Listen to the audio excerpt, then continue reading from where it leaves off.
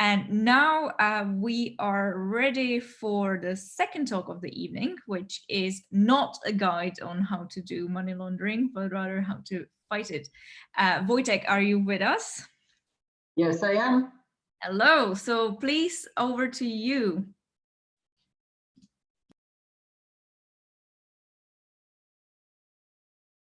Okay, good afternoon, good evening, everyone. Can you see me? We can. Okay, all right. So, good evening, everyone. As Evie said, my name is Wojtek Buczynski, and I will be your next speaker. And not to criticize, but Louisa set the bar so high that it will be a bit of a challenge to rise up to. But we'll try.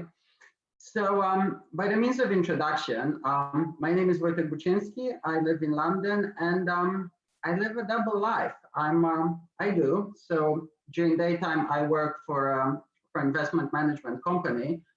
And at nighttime, which is literal, not figurative, I'm a PhD student like Louisa. So not much time left for anything. And I'm doing a PhD in ethics and applications of artificial intelligence in financial services, which combines my two loves, which is finance and technology. And it's also sort of my genuine hobby area.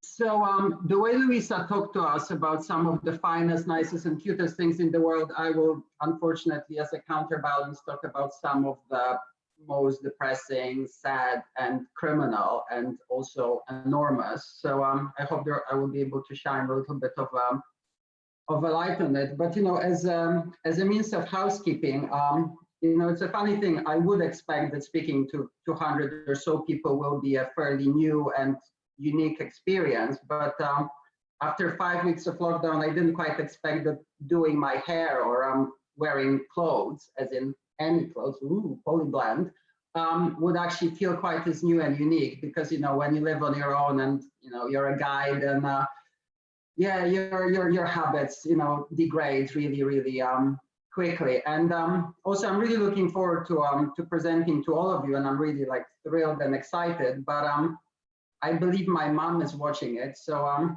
Tish Mama, and I'm so anxious. So without further ado, let me switch over to my presentation. I hope I'll tell you something that will be interesting and hopefully have a little bit of positive spin on it as well. So sharing now. Evie, can you see the slides? We can see you. Is that you? Yes. Yes, that is me. That is me on a good hair day. It's a good hair day today, boy. Oh, thank you. Okay, all right.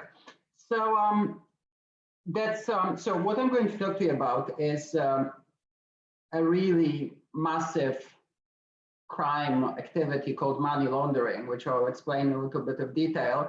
And I will also tell you about something called anti-money laundering, which is far less known, and it's something that financial services companies do at a huge scale to try to counter and prevent the proceeds of crime entering the systems.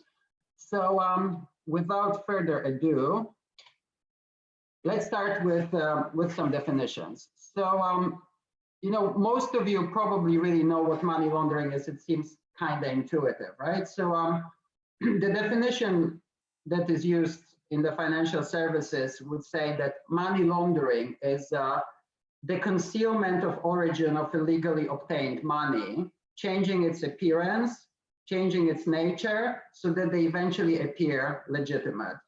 So that colloquial expression, money laundering, is actually very accurate. You take something that is inherently dirty, proceeds of crime, you process it through a system, which is colloquially referred to as laundromat, or something like that. And after a series of very complex and intentionally obscure and very opaque transactions that span all over the world, including usually one or two very exotic jurisdictions, the money comes out on the other side, and all of a sudden it seems legit. It's a loan, it's a proceed of sale of assets that nobody's ever heard of. But bottom line is, this money then has the appearance of being legit. It is laundered, and you can spend it legally. So you can buy, a nice house, you can buy a car, and and you've integrated this with the system, and you can live a nice life, which is probably what everybody wants, but criminals have a different take on it.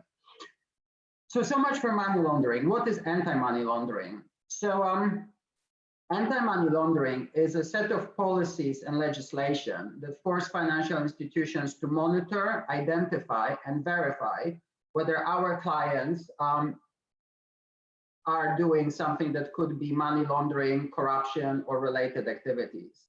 And these laws and regulations require that financial institutions report any financial crimes they find, and that they do anything possible to stop them.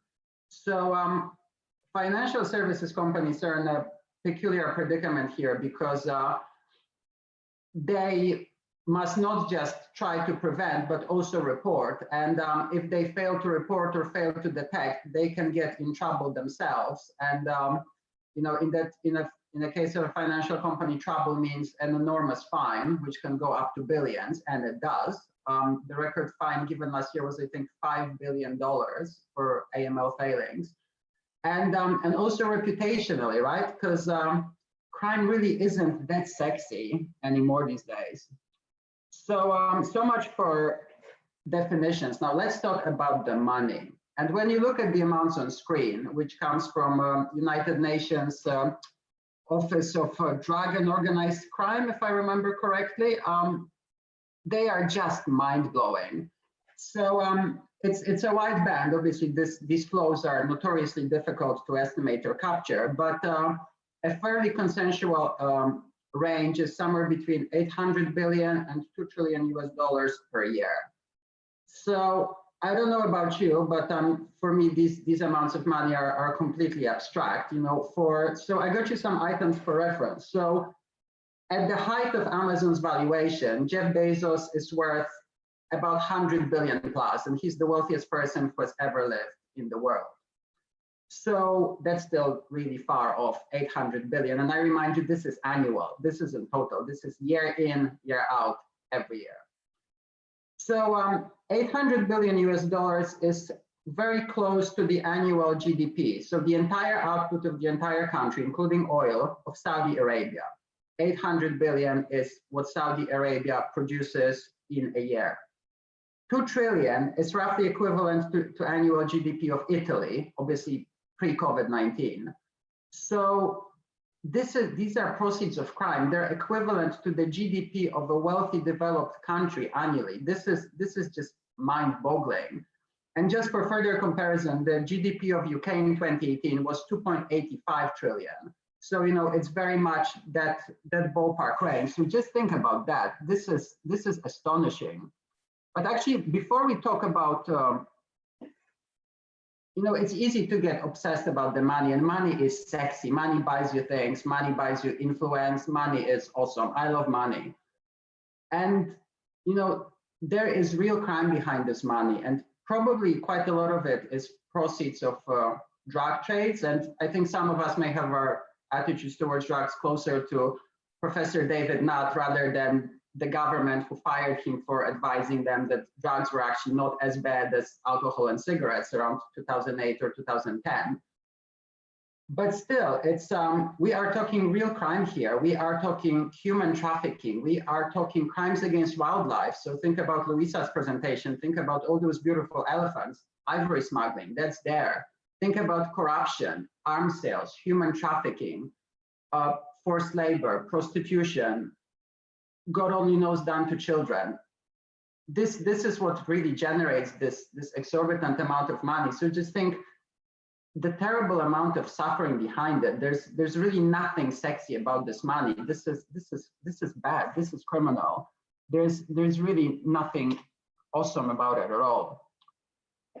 So let me give you a 30-second spiel into what money laundering really is, and it will not be the most technical of definitions. So money laundering is a three-stage process. So it starts with placement. So this is where the proceeds of crime are injected into the financial system. So usually that will be some sort of a bank deposit. And don't think cash, it's 2020. It will not necessarily be cash.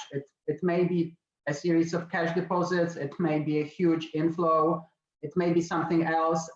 It may be a cryptocurrency transaction. Fortunately, it's widely believed that cryptocurrencies are prominent in money laundering. Placement is like injection of the money into the system. They end up on a bank account somewhere.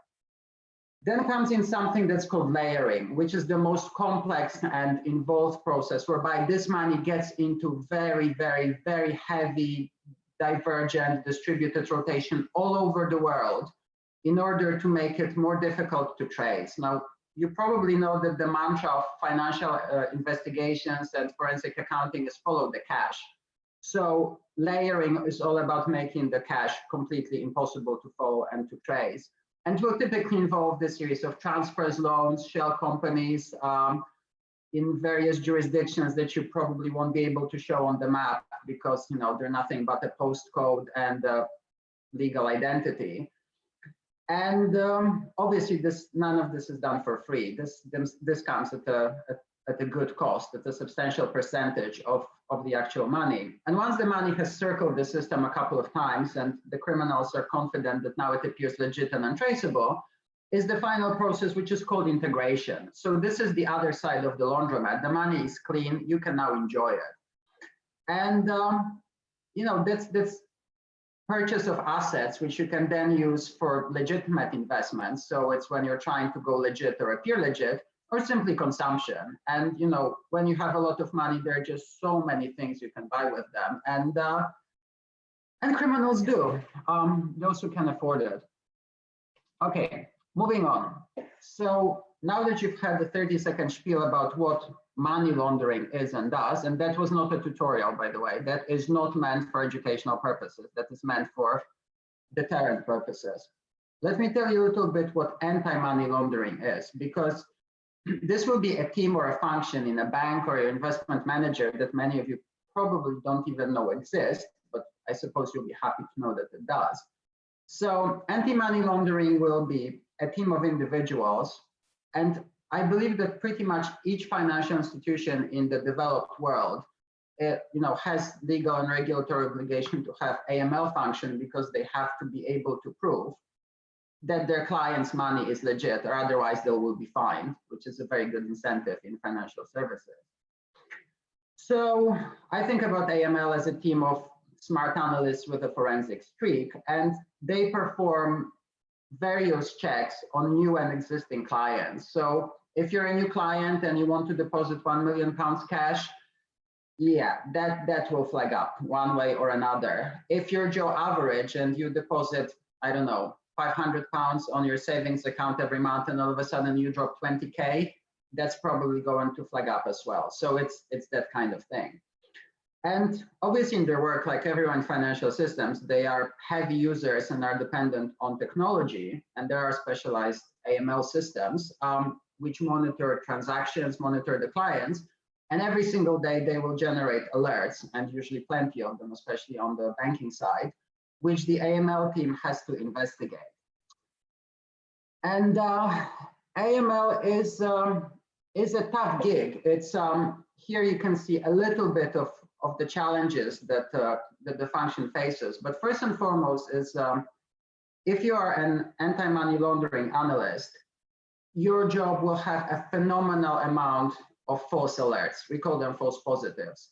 So if you get 100 potentially fraudulent money laundering transactions to analyze in a day, on average 90 of them will be legit. So it can be the case that you see Donald Trump received 1 million from China, but it turns out that it's one of the other 21 Donald Trumps who supposedly live in the States, and it's not the Donald Trump, it's some other Donald Trump, and he's doing perfectly legitimate business in China, and that million is perfectly fine. Or that one-off deposit of 200K, that's not proceeds of gang activity, it's somebody's inheritance, or maybe somebody got a more generous bonus that allowed them to invest a little bit more than every day. So that work generates phenomenal amount of false positives, and they all have to be investigated by law.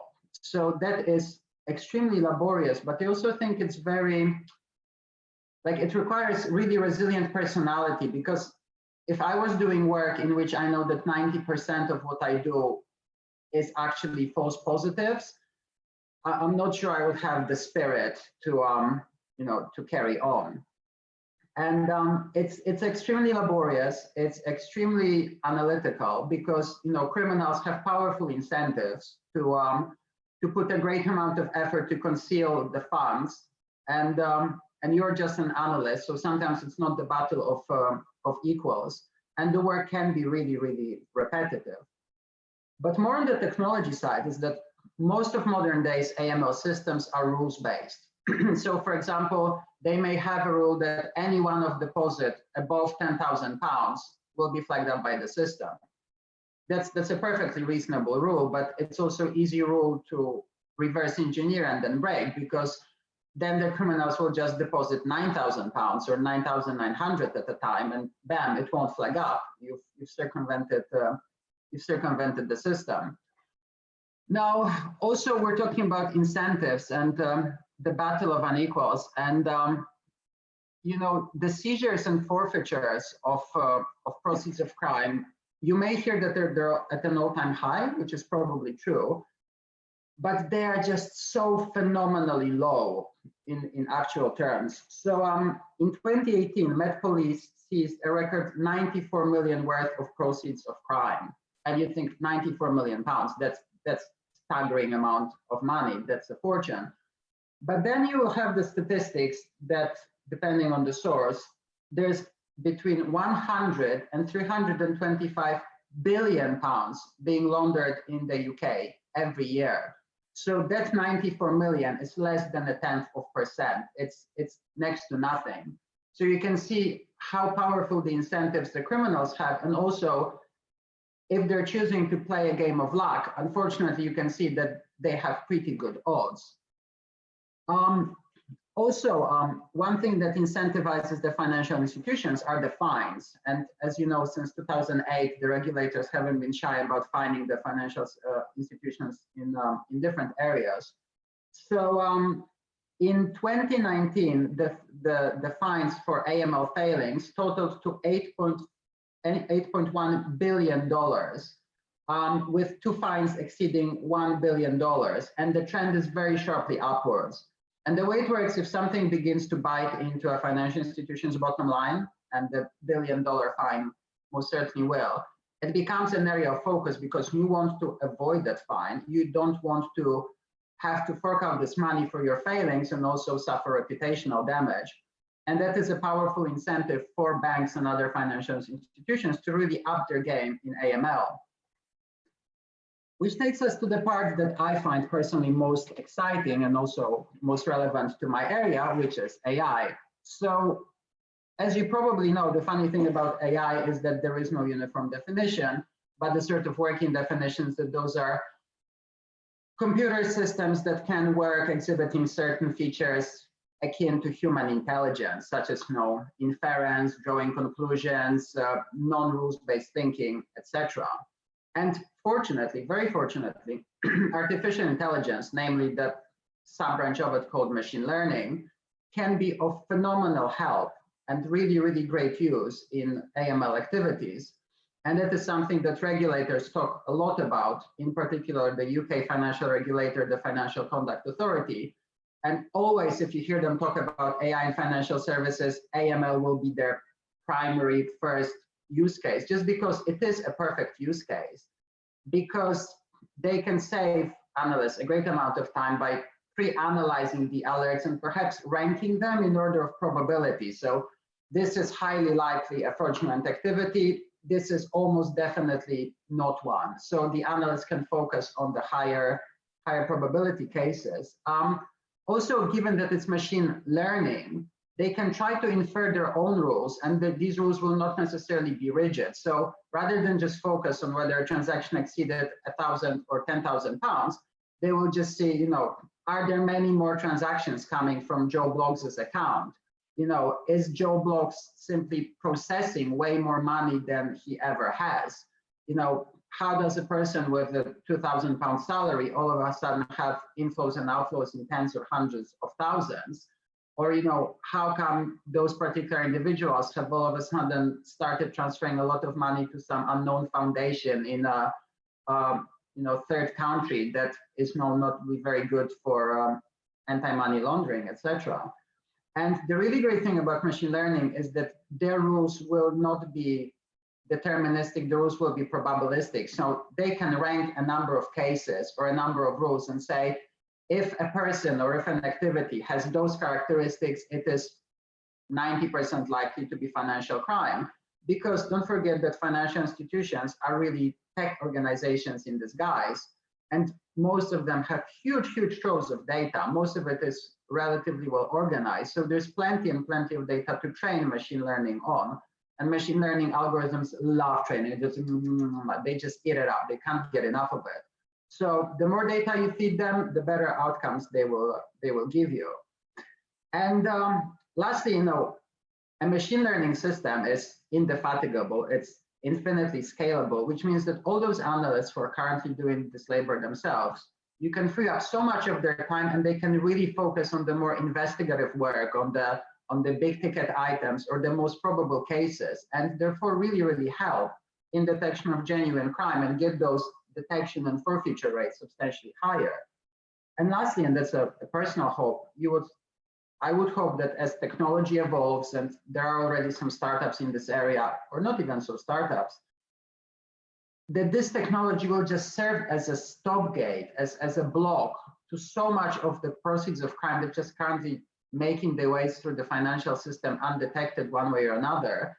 And that it really can help make a big difference to those exorbitant amounts that we saw estimated by the United Nations, so that financial crime will not be counted in hundreds of billions or trillions or some other obscene amounts of money, but that it will be really a game changer whereby the technology can reduce it by orders of magnitude, which is something I hope for. And well, I'm not really working towards it, but hopefully one day maybe I will. And with that, this is all I had for you. I hope that everybody is still awake. That's my intention. I'm being realistic. And over to you, Evie.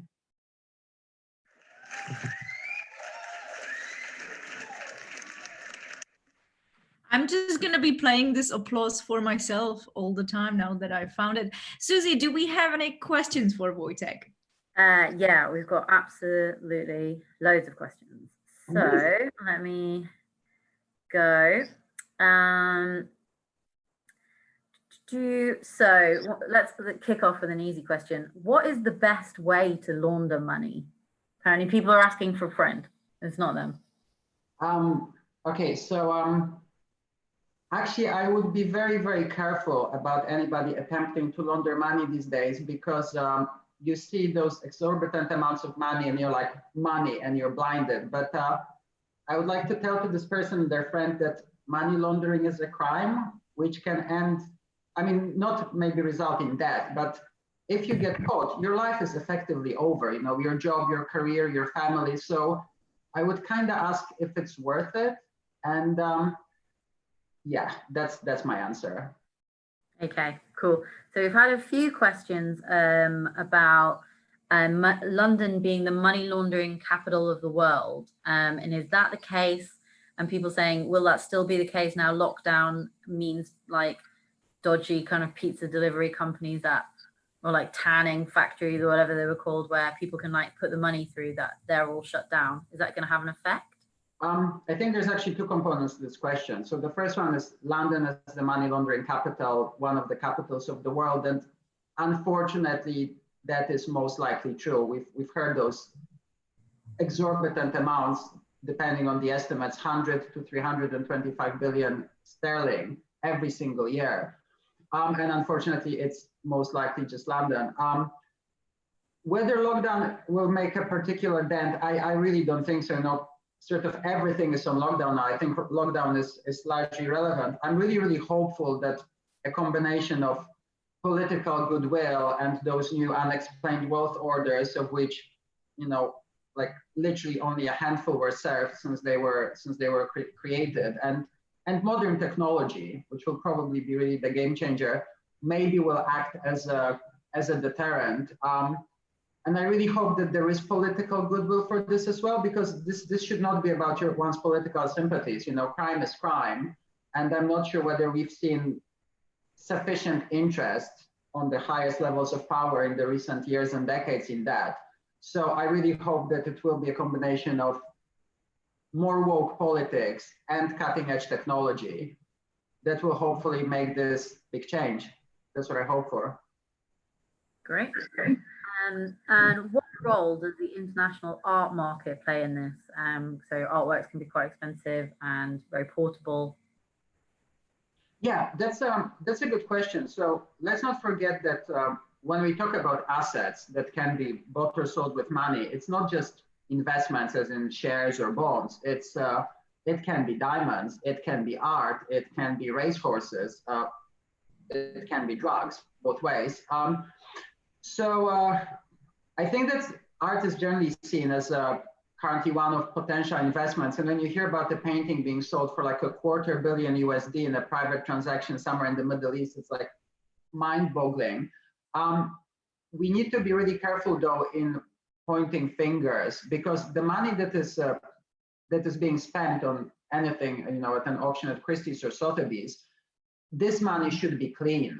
So we would all hope that this is money that is, you know, legitimate oil billionaires or tech entrepreneurs who really want to get themselves a Picasso, because those monies should be subject to stringent verification.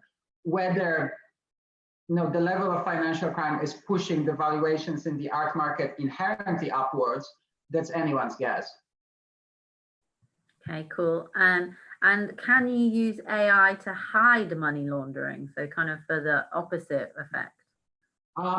Again, I assume somebody's asking for a friend. So, you know, crime in general and financial crime in particular, it's always kind of an arms race, you know, the criminals and their incentives versus financial services firms and regulators and governments and their incentives. So, you know, you can do so many wonderful things with modern technology, AI and the like, and you can do so many awful things with them. So I suspect that there will be creative, quote unquote, uses of AI in an attempt to circumvent the rules. But I do hope that in this arms race, the financial services will be one step ahead, because think about it, it's a massive industry. Some of the institutions are really, really enormous. So they have the resources, the research people, et cetera, et cetera.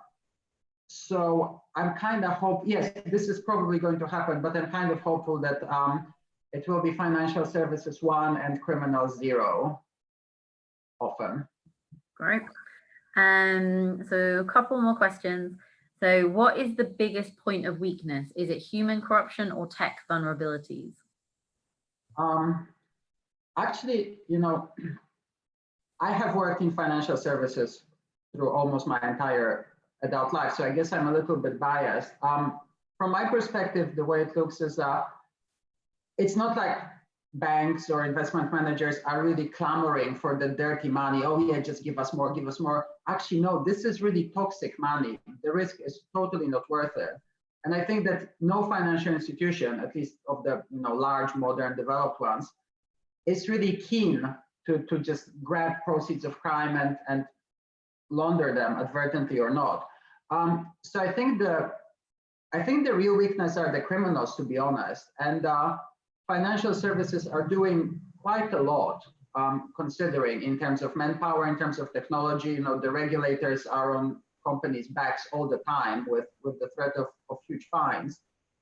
So I would be cautious to point to a particular weaknesses. You know, the scale is a problem, because you've got so many transactions to analyze and only so many people who even can do it, who have the, you know, the relevant intellect for that. But I wouldn't really say that it's anyone's fault per se. You know, in certain jurisdictions, it may be very different, and they're like, you know, it's like, you know, laundromat bank incorporated, but I'm talking about the established financial institutions. I don't think it's worth it for the industry. Okay, cool. So I'll have one last question, though we've got many, many more on the WhatsApp. What sort of arrangements are in place internationally to allow countries to share data and catch laundering? Okay, that's a very good question. So the good news is that there are some arrangements in place. So across the EU, which no longer includes the UK, but it still does, is something called Anti-Money Laundering Directive, AMLD, and it's currently, I think, on version 5 and 6 is coming. So that's EU-wide, and it's one of the areas of interest for EU. It's definitely a relatively hot topic these days. There are global organizations such as Financial Action Task Force, FATF, which work internationally. There's Interpol and Europol, both interested also on financial crime. And you know, it's not necessarily spanning the whole world, and there are jurisdictions which, for different reasons, are much more welcoming to criminals than others. I don't think we live in one ourselves. So, you know, this net is not equally tight all over the world, but I actually hope that technology will make this net so much tighter. And I hope, although, you know, that's maybe idealistic of me, that over time, it will sort of become a matter of like national reputations, because it's not really cool to be a country that has a reputation for being a welcoming haven for money of unknown origin. And I would kind of hope that as we become a little more aware, socially engaged, environmentally friendly, and otherwise woke, that this will generate some pressure also socially, because nothing good ever comes of that. Okay, great. Thank you very much. We have loads more comments and questions on the WhatsApp if you're interested in having a look. There's a lot of compliments for your beautiful kitchen and your plants, which look otherworldly on the screen. So there's a lot of discussion. Are they plants? Are they feathers? But I'm pretty sure they're plants. No, they're plants and they're real. Yeah. Okay. Cool. Well, that will clear things up for everyone. Thank you very much. Thank you.